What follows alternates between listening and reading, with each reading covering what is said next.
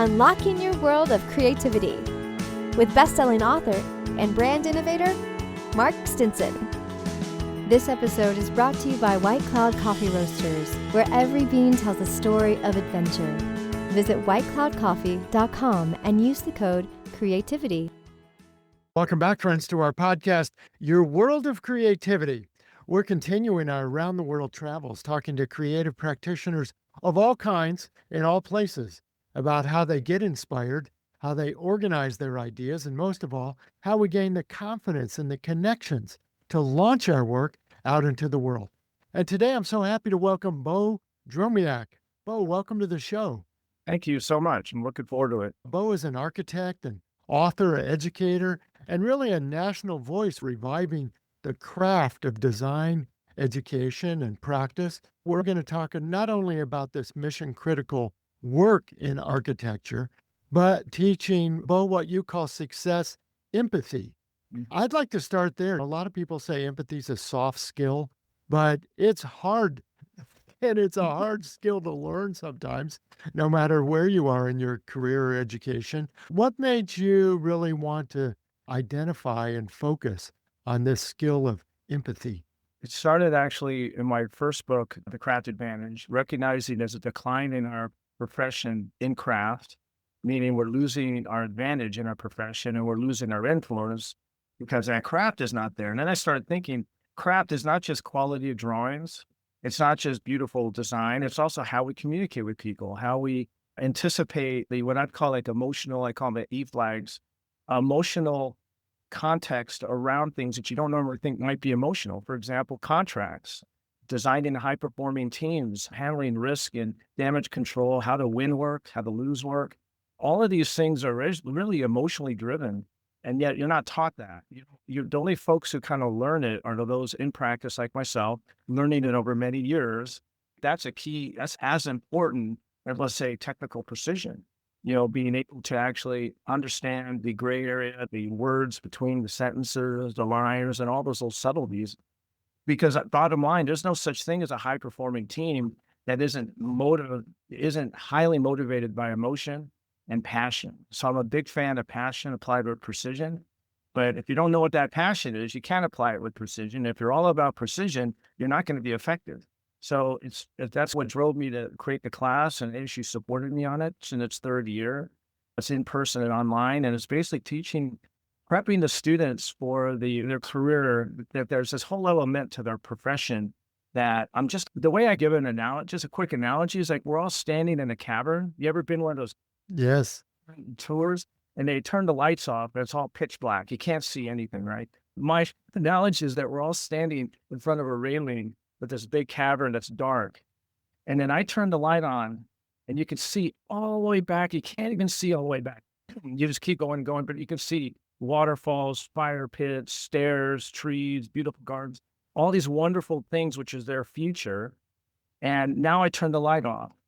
And now you have to walk into your future. You have a little idea of where you're going, a little hint that there's a waterfall somewhere up there, somewhere up there. And that's the point of the class, is this reveal these things. So when they are actually in practice, they come out of school, they can understand how work is being won and all the other little subtleties. So that's what drove me to do that class. And it's been really, I have to tell, I'm very proud of it. The discussions, the comments, the students that tell me after they've graduated that how much the class helped them understand the profession they're in.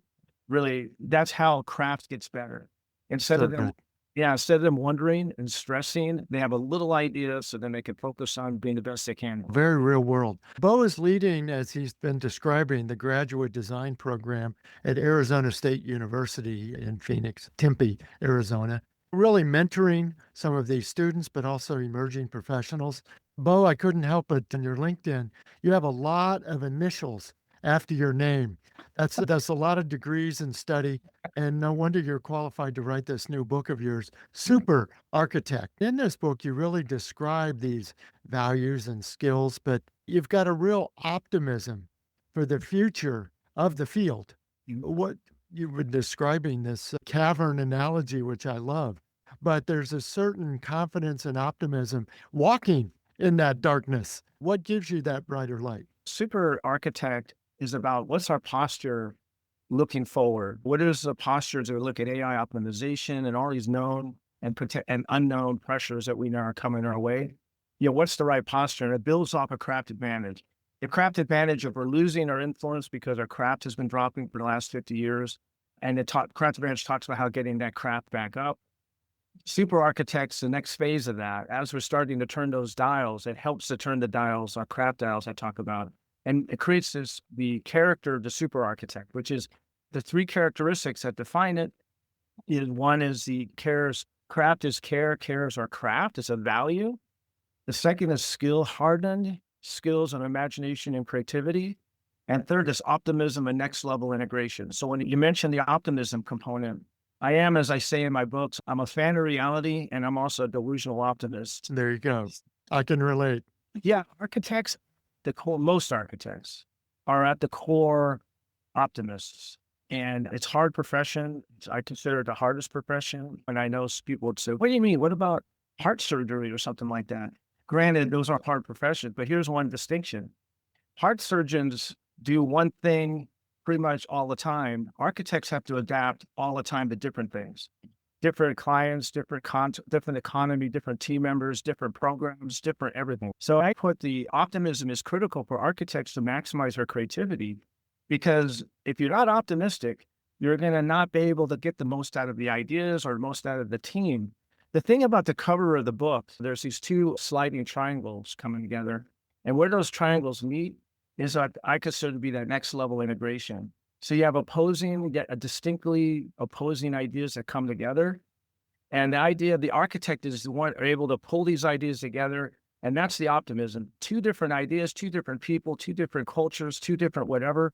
They come together and the architect pulls them together to find a next level solution, a next level integration. And that's where that optimism, that's a key component of a super architect. I think if architects can actually take this attitude towards super architect, we'll have much more resilience into the future. And one thing I got to point out in the book, I created a couple tables called Roadmap to Resilience.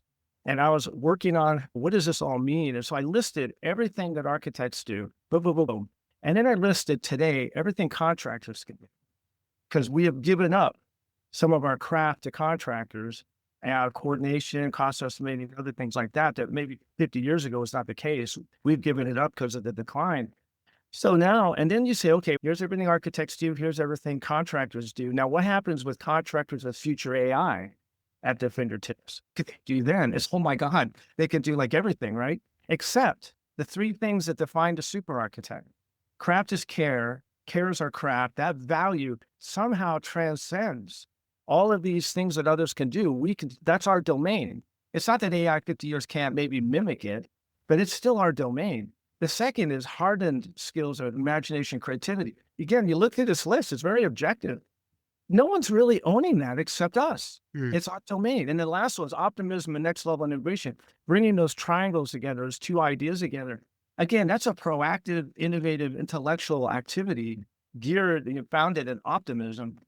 No one's touching that either when you look at this matrix. Those three characteristics are the domain for us. And if we want to amplify it, own it, instead of worrying about, here's a little controversial thing, not controversial, but depending on how you look at it, let's just be candid. AI is going to take over technical drawings someday.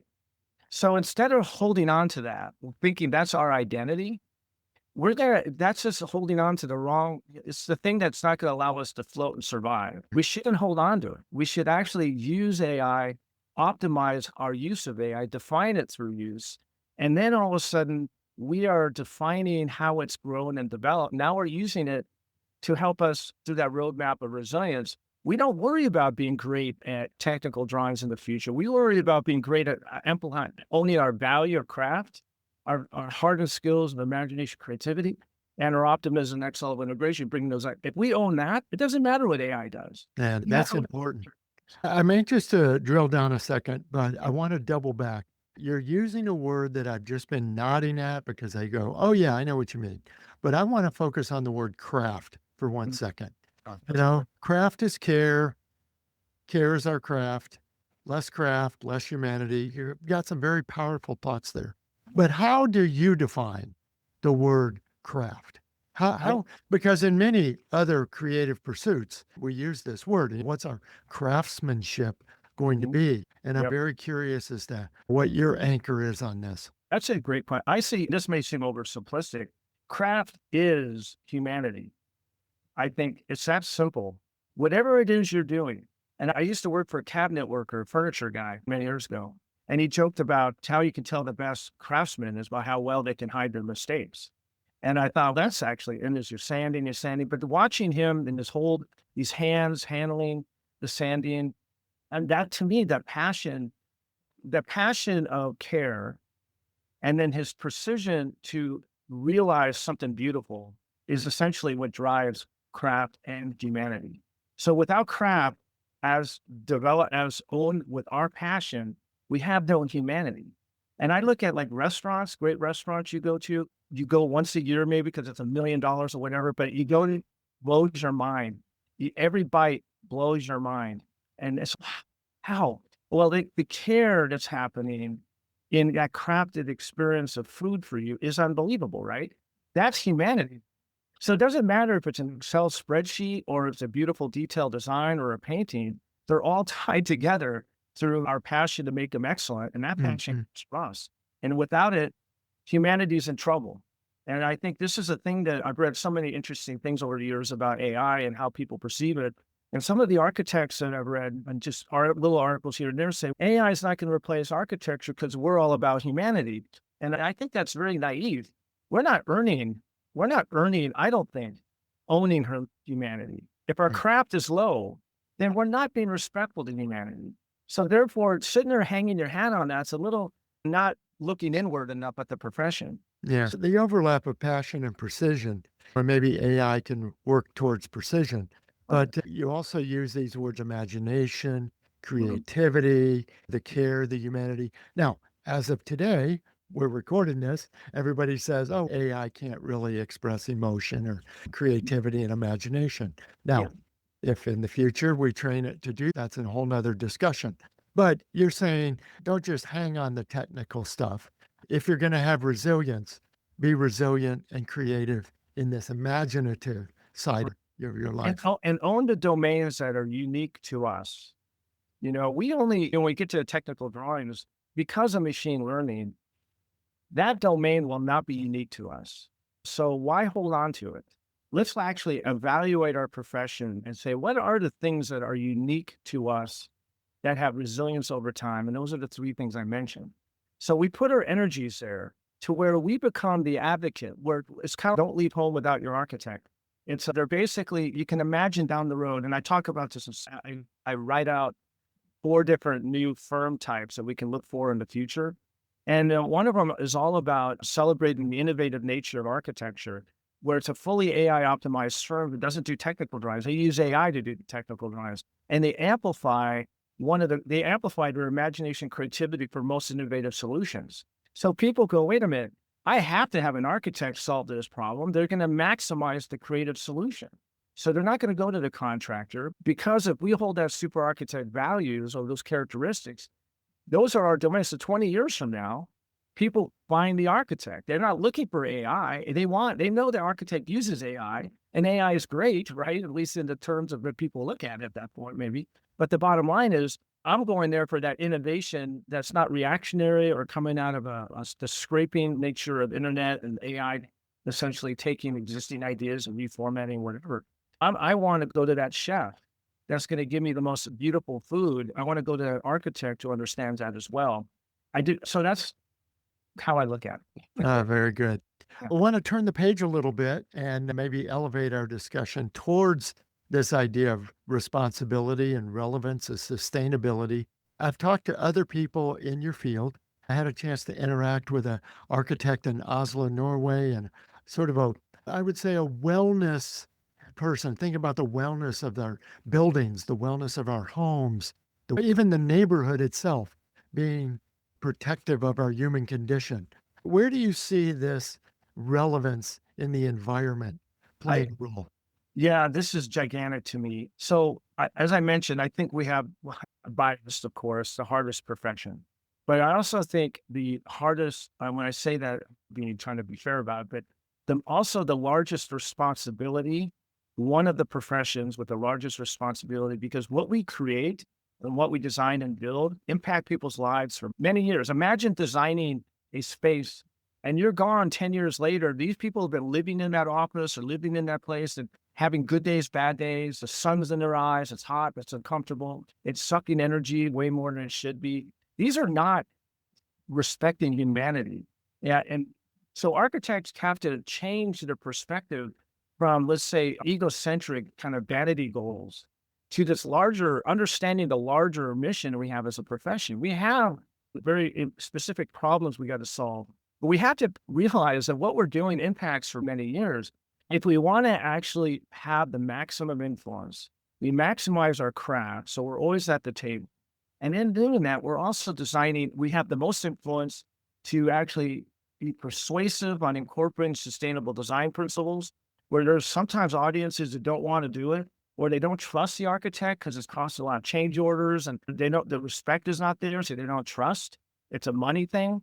But the way when our influence is up, we're trusted. And all of a sudden, we're going to have the best chance to incorporate sustainable design principles into our architecture because it's going to be designed to precision. It's going to work with the budget. It's going to work with the needs of the client because you're a precise designer. You're not just saying we should do it because we're going to lose the planet. There's a lot of audience who doesn't listen to that. They won't listen to that. But if you all of a sudden tune the story in a precise way, understanding the empathy, the emotional things that are driving a client, understanding that and appreciating that risk, now you have an audience.